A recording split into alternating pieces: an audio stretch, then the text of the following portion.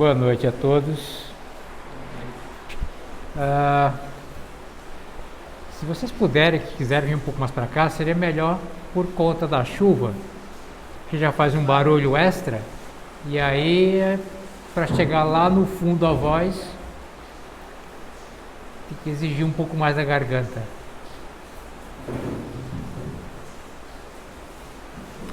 Bom,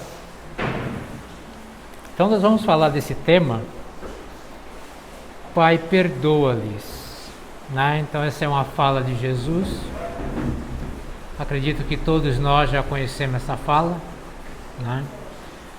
Para que a gente possamos entender o contexto, né, desse momento, é importante que a gente faça uma retrospectiva lá do início, de quando Jesus estava naquele cenário, naquela época, e as pessoas com que ele convivia e o modo de vida dessas pessoas, né?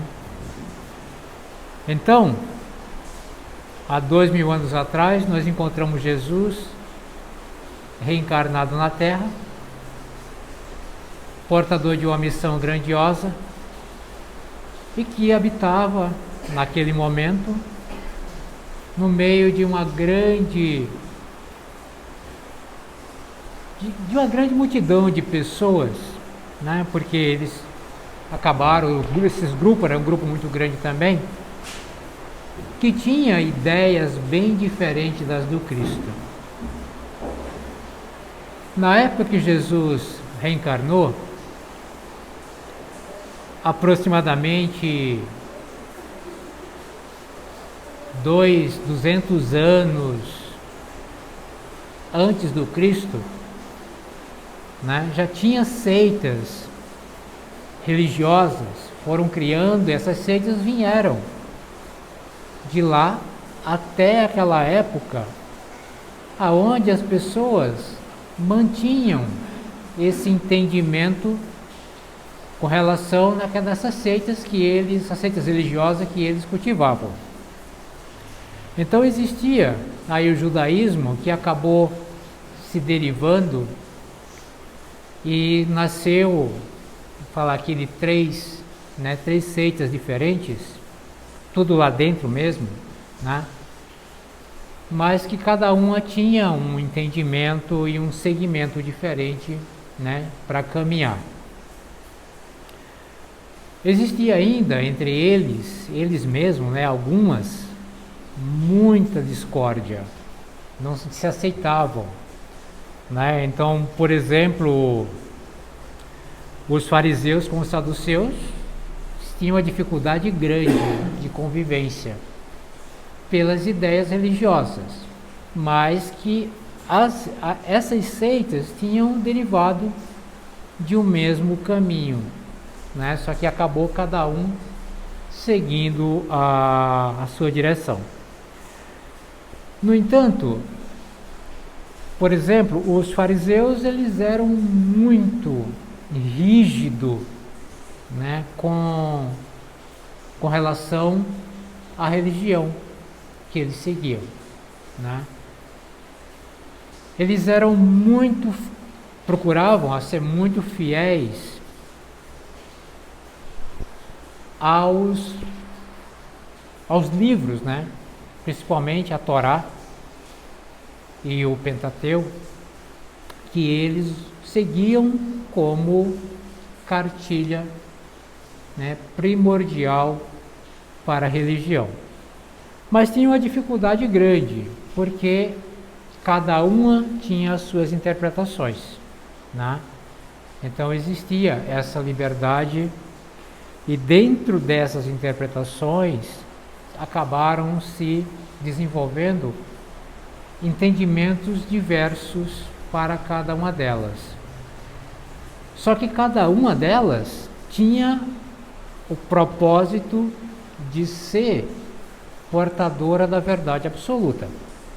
Então, cada uma dessas seitas, defendiam a verdade absoluta com relação a Deus, com relação à religião. Então, logo, eles não aceitavam né, uma dificuldade muito grande de aceitar novidades, outras ideias religiosas. Quando surgiam, né, eram geralmente atacadas, perseguidas, e ficava aquela guerra constante. Se cultivava muito a intriga, né, dentro delas mesmo, tá, com as outras seitas. Então a força, o olho por olho, dente por dente, ainda era muito praticado. Se alguém fizesse alguma coisa e desgostasse uma delas, pagava muito alto. Então o preço era muito alto, porque não se utilizava muito, mesmo falando de religião, da misericórdia. Então se levava muito a sério a questão da vingança e se cultivava muitos ódios. E esse ódio, quase sempre cultivado por baixo dos panos, porque muitas dessas seitas eram formadas por pessoas respeitadas, né?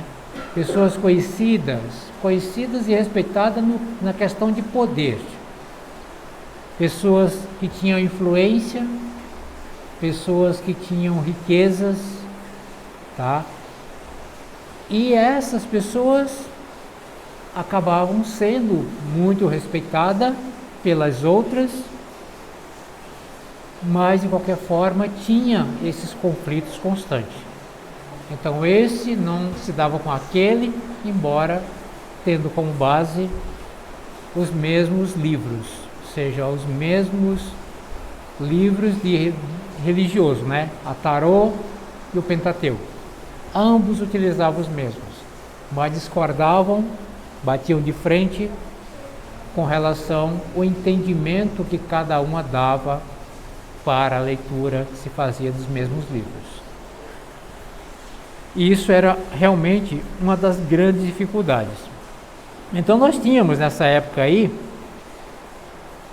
os fariseus, né? Os judeus, os saduceus, e tinha outros tantos, essênios, né? Tinha algumas outras linhas. Existia uma hierarquia dentro do judaísmo, né? Porque mesmo os fariseus são grupos de pessoas, de judeus, né? Que por uma questão de entendimento adquiriram essa religião, essa ideia, né? Esse nome dos fariseus, porque eles eram muito rígidos, eles tinham esse nome significava meio que pessoas separadas, à parte, né? Formaram um outro grupo, né? Que tinha ideias diferentes, não aceitava, por exemplo, outras ideias, então eles acabaram formando outro grupo para seguir as ideias deles. E eles eram muito rígidos mesmo, levavam muito a ferro e a fogo a ideia dos textos, né, da tarô, tanto a escrita quanto a oral. Então tinha dentro dessa estrutura os doutores da lei, então assim falando mais de maneira resumida, os doutores da lei, que eram aquelas pessoas que tinham o entendimento da interpretação dos textos bíblicos. Tinha os sacerdotes, que eram as pessoas já num grau mais elevado, responsável por realizar, né, os encontros religiosos, participar e conduzir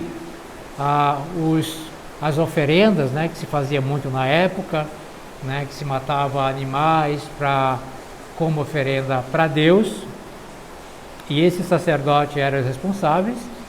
E tinha ainda o sumo sacerdote, tá, que era a pessoa hierarquicamente mais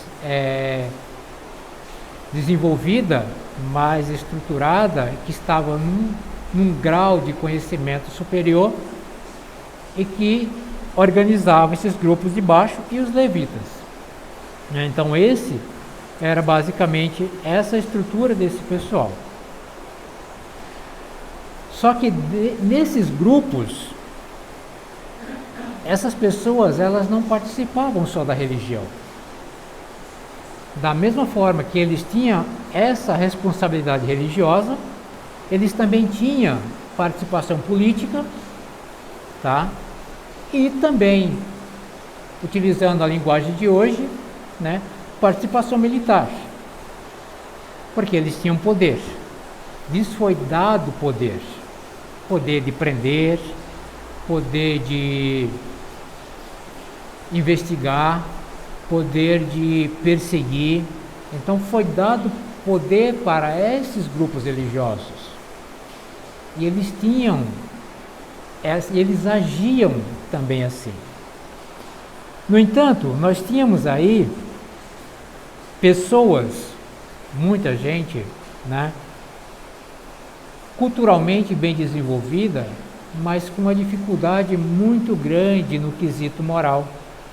Moralmente muito aquém, muito distante de sentimentos.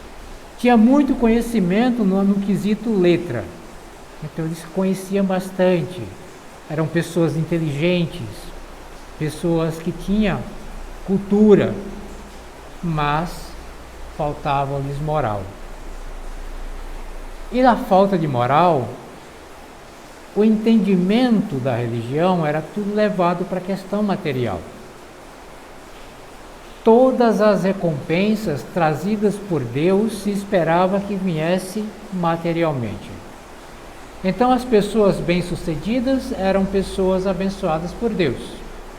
As pessoas que não tinham esse sucesso, que não tinham riqueza, etc, etc, eram pessoas que Deus não se importava com ela, entre aspas. Pessoas que eram ricas e que tinham alguma dificuldade, eram pessoas que Deus estava castigando por isso ou por aquela situação.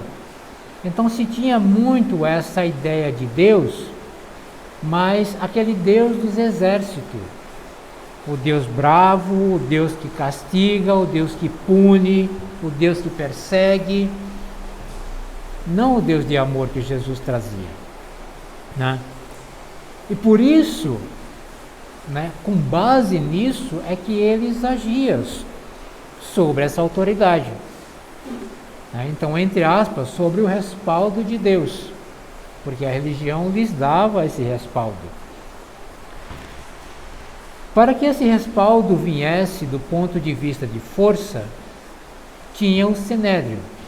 O Sinédrio é como se fosse a Suprema Corte, né, que nós temos hoje. E principalmente os sumos sacerdotes, eles eram membros do Sinédrio. Então eles participavam de julgamentos, eles estavam sempre ali presentes, eles tinham poder. E através deles, os outros também agiam. Então, as questões religiosas, eram eles que atuavam. Então, eles iam, quando eles tinham a denúncia de que alguém estava agindo de maneira contrária à religião que eles seguiam, eles iam perseguir essas pessoas e prendiam, castigavam, julgavam, né? E quantos julgamentos foram feitos? Morte por apedrejamento era uma questão muito normal e natural, né? E não precisava muito. Bastava uma denúncia e alguém ia lá, prendia essas pessoas e os condenava. Os condenava à morte por apedrejamento, por exemplo, que uma multidão de pessoas se juntava e matava essas pessoas, né? Por apedrejamento. Então, os sentimentos de ódio e vingança eram uma questão constante, né? Não se levava, né, como se diz popularmente, desaforo para casa. Se alguém era ofendido, queria se vingar. Porque eles entendiam a vingança como uma espécie de honra. Se alguém me ofende, eu me vingo. Me vingando, eu estou honrando o meu nome. Né? Então se cultivava muito isso. A ideia do amor pregado por Jesus, na concepção deles, naquele momento, o amor era uma fraqueza. Era uma fraqueza. O perdão é uma covardia. Se você é ofendido, você perdoar, você é covarde. No entendimento deles, a atitude correta é se vingar, para que você seja honrado. Né? E depois, por conta desses mesmos costumes, a gente teve aí a questão dos duelos, que durou tanto tempo. Né? Então, né, teve uma época da nossa história em que se alguém ofendesse o outro, era convidado a participar de um duelo, né, de vida ou morte. O mais forte matava o mais fraco e estava tudo certo. Era para honrar aquela criatura. Então, esses pensamentos, esses entendimentos afastavam essas pessoas das ideias que Jesus trazia. Jesus veio falar do perdão. Jesus veio falar do amor. Amar o teu próximo como a ti mesmo. Né? Jesus veio falar do entendimento. Respeitar o outro. Porque amar o teu próximo como a si mesmo é no sentido de que aceite o outro como ele é. Não deseja ao outro que você não queira para você, é se colocar na condição do outro. Quando Jesus trazia a ideia de que todos somos irmãos, isso era uma ideia difícil de ser aceito por essas pessoas, no entendimento deles. Porque eles entendiam que eles eram pessoas privilegiadas. Porque os profetas estiveram lá, naquelas regiões. Eles desenvolveram entendimento religiosos bem antes da grande maioria do restante do mundo. Né? A gente está falando aqui de seitas que nasceram há 200 anos antes de Cristo reencarnar. Né? Por volta aí de 2 séculos antes de Cristo. Então são pensamentos e ideias bem mais antigas. Para trazer um pensamento novo que pudesse mudar essas pessoas, era um obstáculo muito grande. E todos aqueles que tentaram encontraram dificuldades. O João Batista foi um deles. João Batista trouxe a ideia do Deus e veio trazendo, abrindo os caminhos para Jesus e por fim acabou sendo degolado. Outros que vieram antes também, né, foram mortos, porque estavam no entendimento desse povo, eles representavam ameaças para a religião, entre aspas, perfeita, que era deles. Representavam ameaça porque estavam confrontando a verdade absoluta que eles tinham. No entendimento deles, eles eram o povo privilegiado de Deus. Eles tinham a verdade, ponto final. Quem discordasse, tornava-se inimigo. E essa forma de pensamento os conduziu, criando naquela região dificuldades enormes, né, que a história nos conta. de lutas, de mortes, de perseguições, de prisões, de violência e de muito sangue. As guerras inacabáveis, né, que existem ainda hoje em nome de religião. Então, eram pessoas muito difíceis de se convencer. Então, Jesus, apresentando seus pensamentos, não se limitou a mostrar que esses que as aceitam estavam seguindo o caminho errado. Jesus ainda começou a apontar os erros. Porque principalmente os fariseus, né, que Jesus tanto fala deles no Evangelho, a história diz que eles agiam, né, apesar de ser muito rígido com os livros sagrados, eles não praticavam o que eles ensinavam.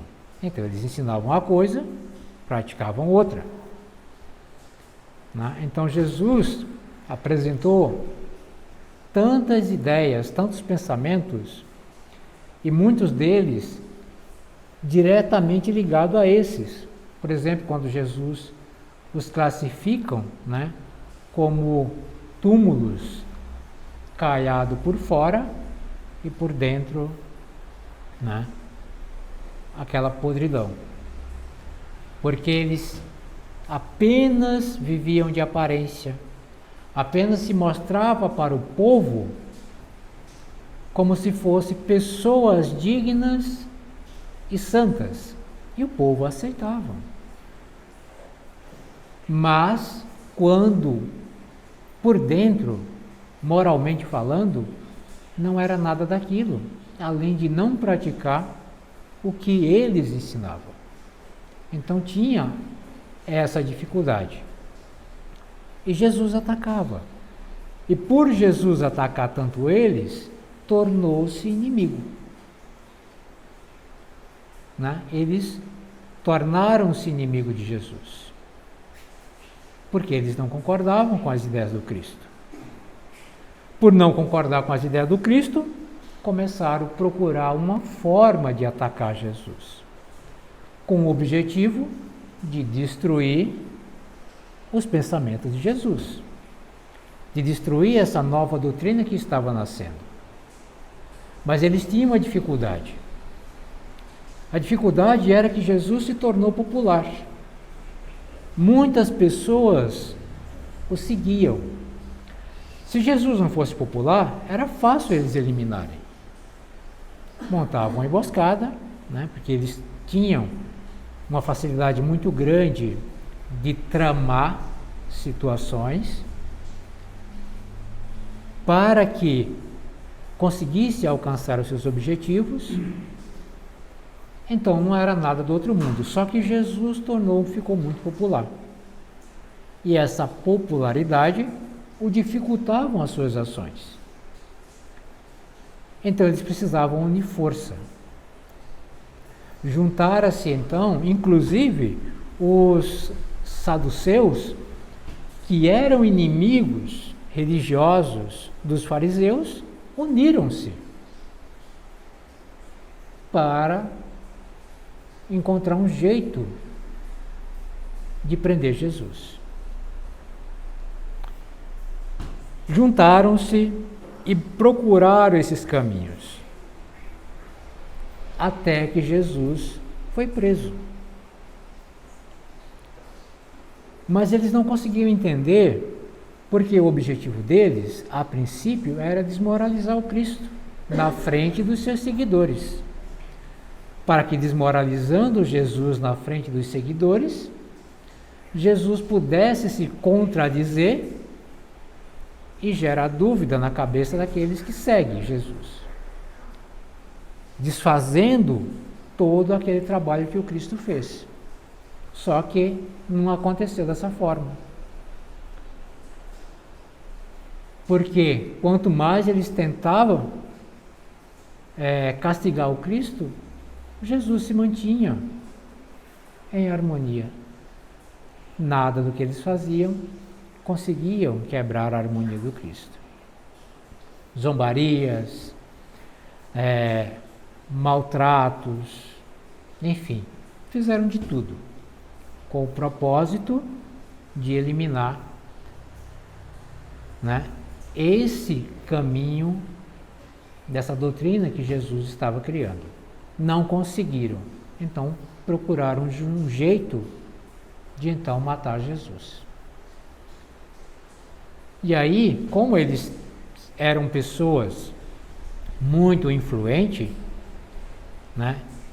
não só influente, mas também respaldado pelo Sinédrio, para que pudesse agir, eles tinham acesso a todos os caminhos para seguir com esse processo. E não só isso, mas eles também costumavam comprar as pessoas para que elas atuassem, da maneira que eles desejassem. E isso é uma coisa muito comum. Pagar para as pessoas depor a seu favor. E acontecia isso lá 3x4.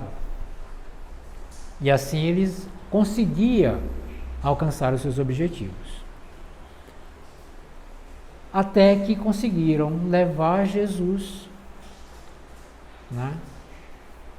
à cruz, para que pudesse ser crucificado. Conseguiram encontrar os meios de condená-lo à morte. E condenaram Jesus à morte. E levaram para ser crucificado. No entanto, Jesus, na sua caminhada, junto com os discípulos, ele não perdia uma única oportunidade para dar um ensinamento. Quando Pedro chegou outro dia até Jesus, e questionando Jesus, reclamando talvez, porque o irmão dele havia cometido falta contra ele, e que certamente já era uma falta recorrente, porque ele chega até o Cristo e reclama que o irmão havia cometido falta a ele. E Jesus o convida ao perdão.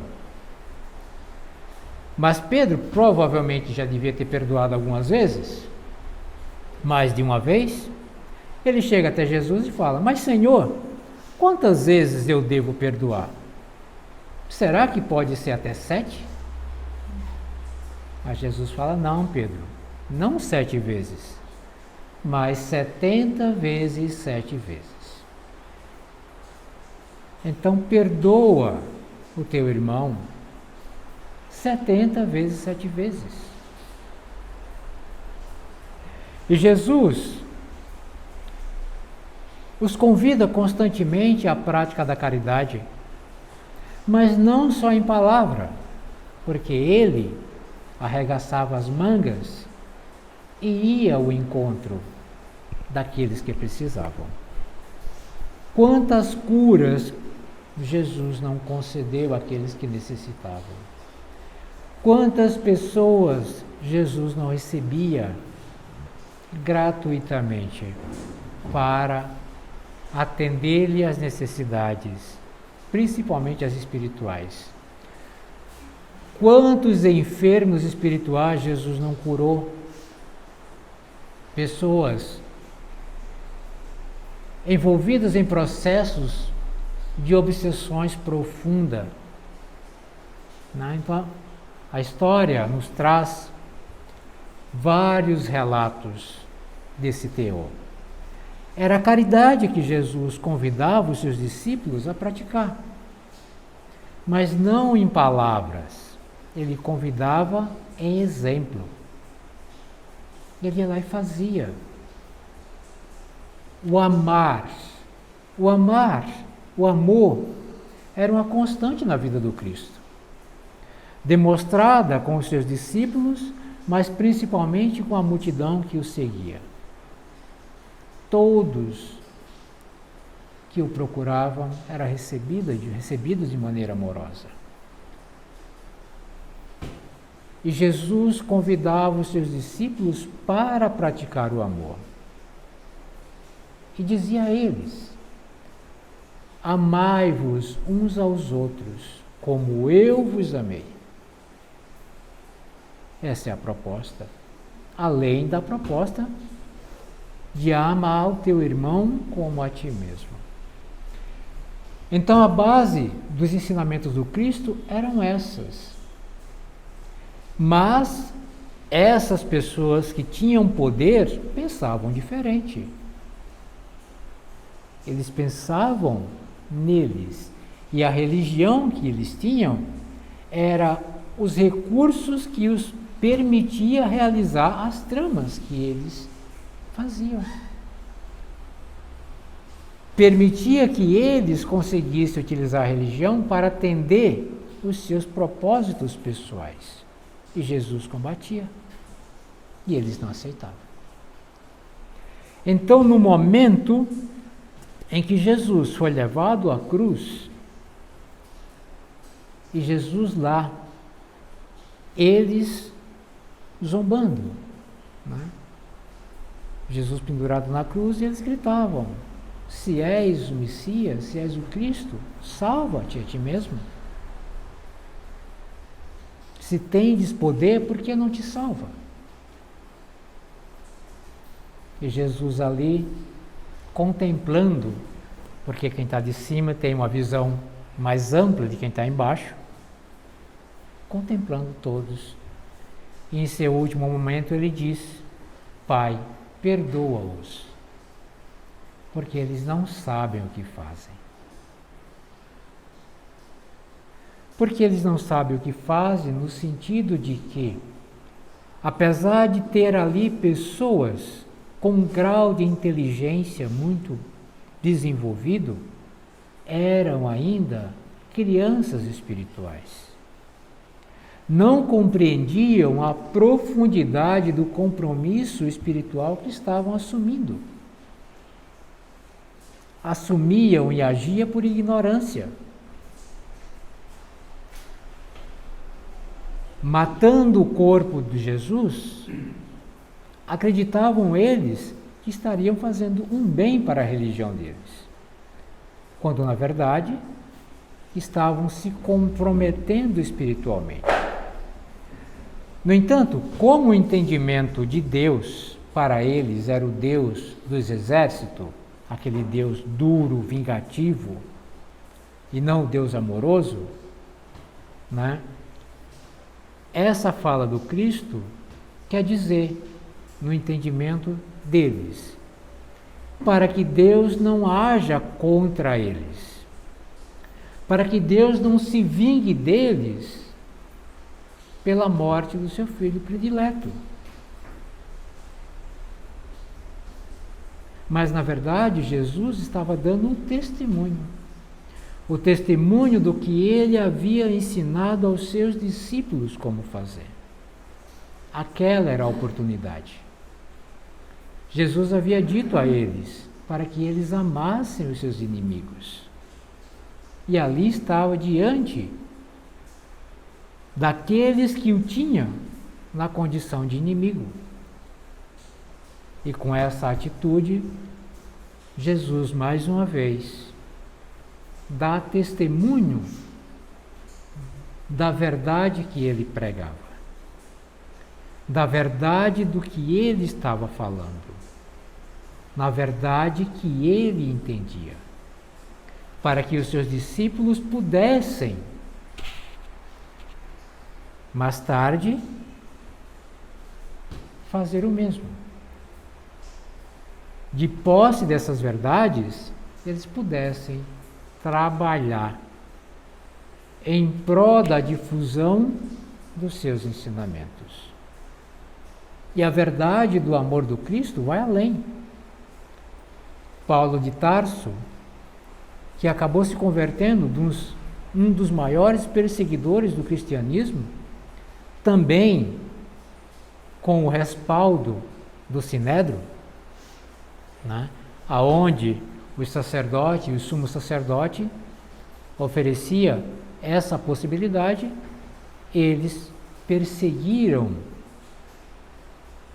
os cristãos pós-crucificação do Cristo, com o propósito de eliminar a doutrina de Jesus. E no momento em que Paulo saía para prender um dos cristãos, Ananias, que estava em Damasco, chegando nas portas de Damasco, Jesus aparece para ele, né? Fala para Paulo em espírito: Paulo, por que me persegues? E naquele momento que foi a conversão de Paulo, depois conhecido como, primeiro, a conversão de Saulo, depois adotado o nome de Paulo no cristianismo, que acabou trazendo aí um legado muito grande para o cristianismo. Mas antes ele era um doutor da lei e perseguidor dos cristãos, um dos mais ferozes, né? Onde alguns foram mortos através das ações de Saulo de Tarso. E Jesus o perdoa. Não só o perdoa, mas o convida a fazer parte daqueles que viria trazer para o mundo os exemplos vividos pelo Cristo. Então, todas as ações do Cristo eram ações que ele utilizava para dar testemunhos da verdade que ele pregava. O perdão que ele traz, que ele pede para aqueles que o tirava, o eliminava o corpo físico, era o testemunho dos ensinamentos de perdão que ele tanto trouxe para os seus discípulos. Como exemplo, ele mostrou como deveria ser. Aqui estão aqueles que me perseguem, que me odeiam e que me têm como inimigo. Não sou eu que vou pedir ao Pai para castigá-los ou para amaldiçoá-los. Não. São eles, meus irmãos, que não têm entendimento espiritual que eu tenho. Por eles eu peço ao Pai que os perdoe, para que eles tenham a oportunidade de adquirir o entendimento necessário para se melhorarem no futuro. Então essa é a proposta do Cristo. Não só em palavras, não só em escritas em letras, mas em ações, em exemplo, né? E é por isso que o cristão, principalmente os cristãos daquela época, que foram levados aos circos, que foram levados aos martírios, por crucifixo, por fogueira, que foram comidos por animais, eles iam com segurança, porque eles entenderam essas verdades de Jesus, que não eram palavras, eram ações, eram exemplos. E que esses exemplos acabaram ao longo da difusão do cristianismo tendo modificações, né? O materialismo acabou influenciando muito esses exemplos, e que agora se procura resgatá-los. A ideia do perdão, a ideia do amor, a ideia do entendimento, da compreensão, para que assim a humanidade encontre os caminhos efetivamente da paz, aonde os corações possam viver em harmonia. Acredito que era isso que eu queria falar para vocês. Na verdade, não tinha programado assim, mas assim foi. Tá? Que Jesus abençoe a todos, que tenham um ótimo restante de semana. Então vamos agora, todos juntos, elevar os nossos pensamentos a Jesus em prece. Vamos sentindo a presença do Cristo entre nós. Vamos sentindo o seu amor a nos envolver, a sua paz a tocar os nossos corações.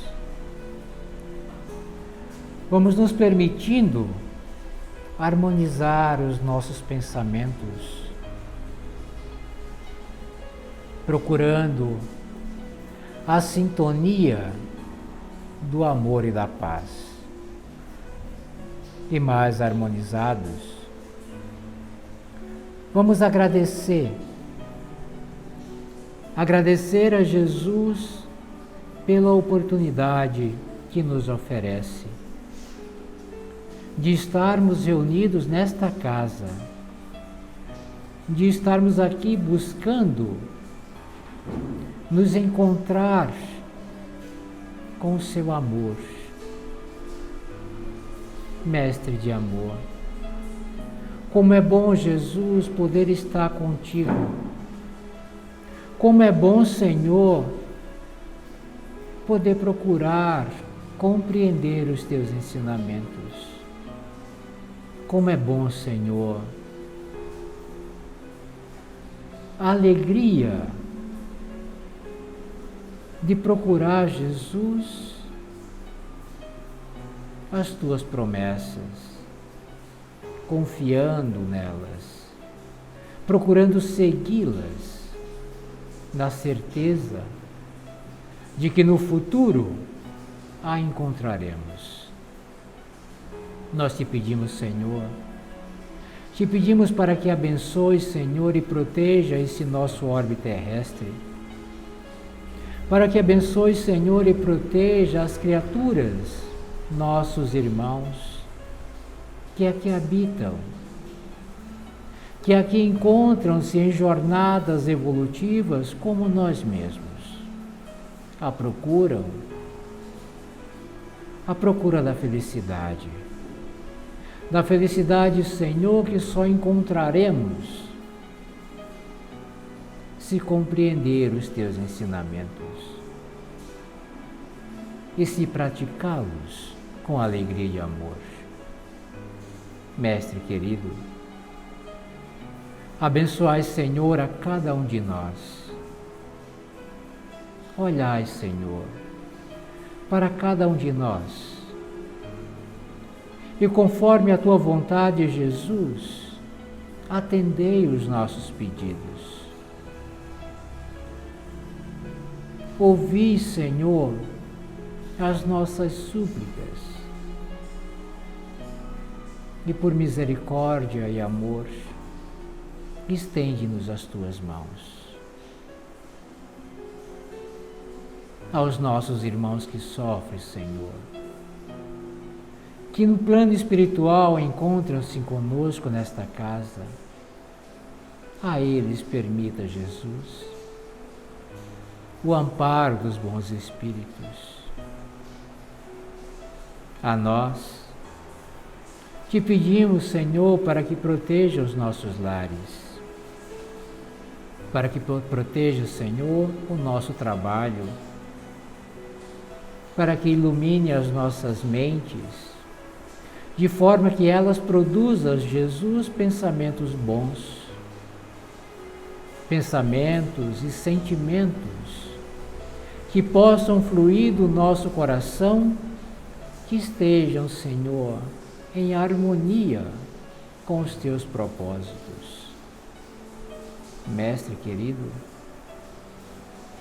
amparai, Senhor, e atendei a cada um dos nossos irmãos que se encontram nos hospitais, leva a ele, Jesus, o teu amor, a energia de cura, a tua paz. E permita, Senhor, a cada um de nós, que ao deixarmos esta casa, que possamos levar conosco, Senhor, as tuas bênçãos, o teu amor, a tua paz. Que assim seja. Graças, Senhor Jesus.